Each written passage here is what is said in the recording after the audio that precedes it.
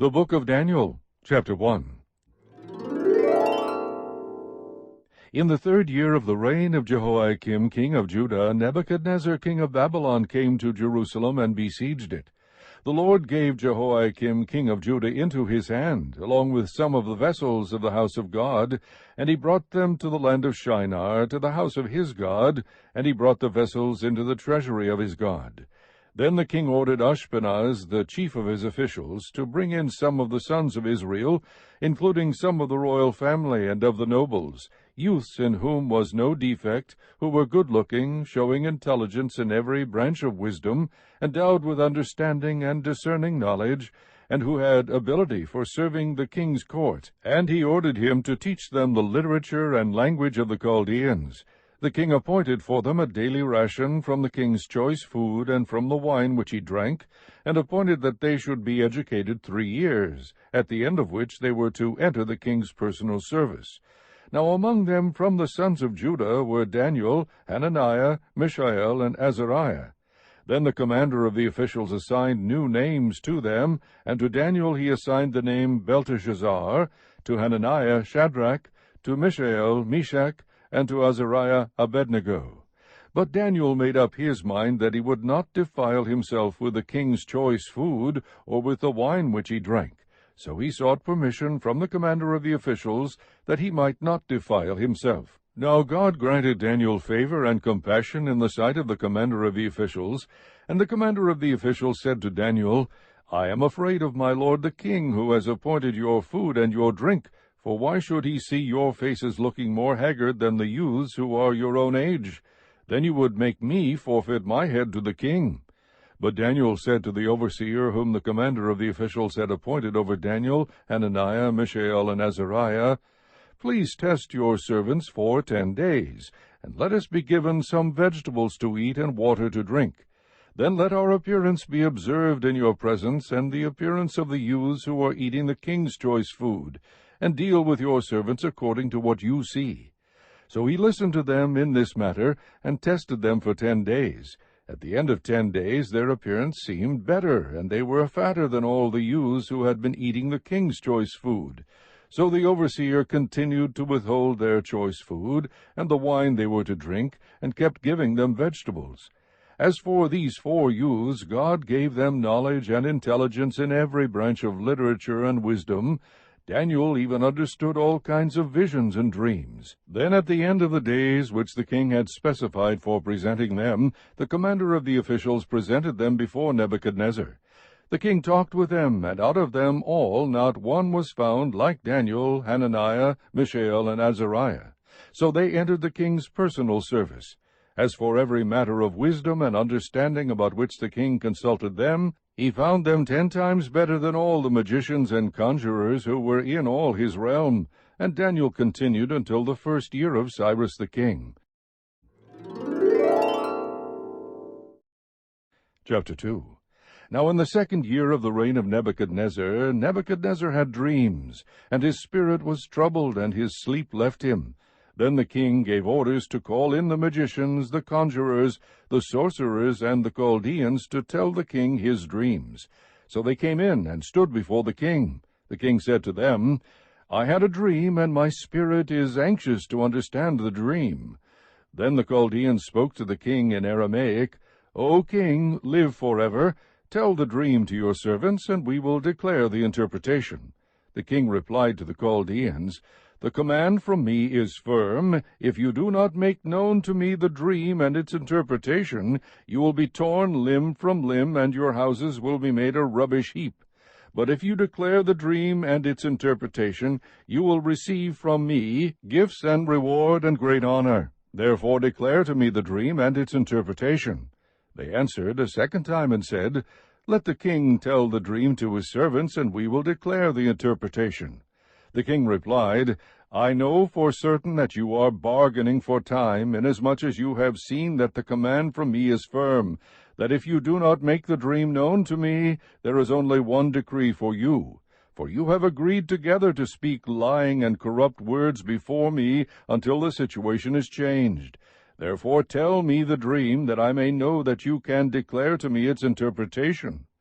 The Chaldeans answered the king and said, There is not a man on earth who could declare the matter for the king, inasmuch as no great king or ruler has ever asked anything like this of any magician, conjurer, or Chaldean. Moreover, the thing which the king demands is difficult, and there is no one else who could declare it to the king except gods, whose dwelling place is not with mortal flesh. Because of this the king became indignant and very furious, and gave orders to destroy all the wise men of Babylon. So the decree went forth that the wise men should be slain, and they looked for Daniel and his friends to kill them.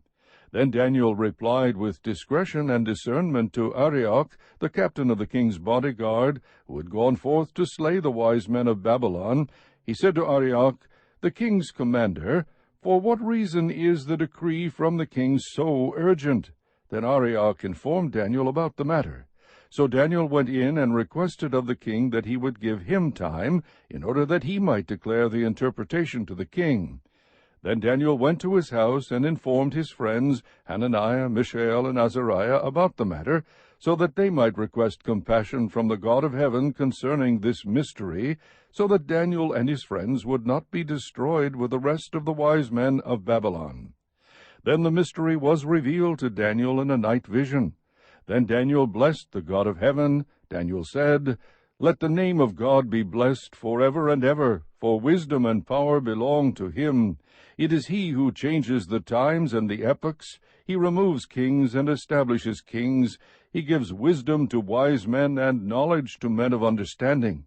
It is he who reveals the profound and hidden things. He knows what is in the darkness, and the light dwells with him. To you, O God of my fathers, I give thanks and praise, for you have given me wisdom and power.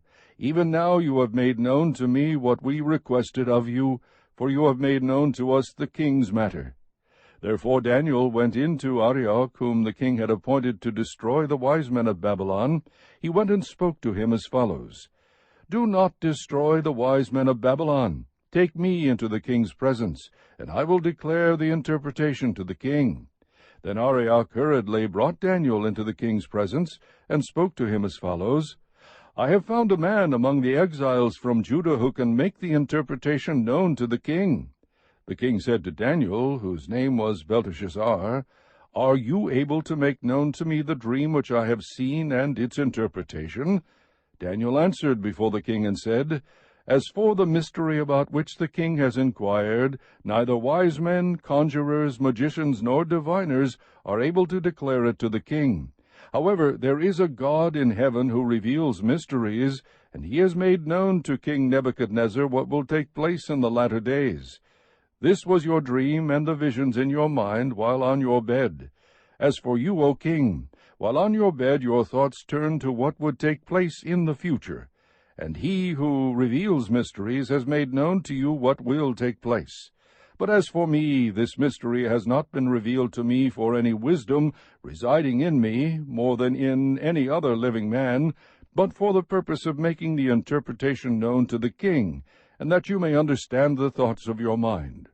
You, O king, were looking, and behold, there was a single great statue. That statue, which was large and of extraordinary splendor, was standing in front of you, and its appearance was awesome.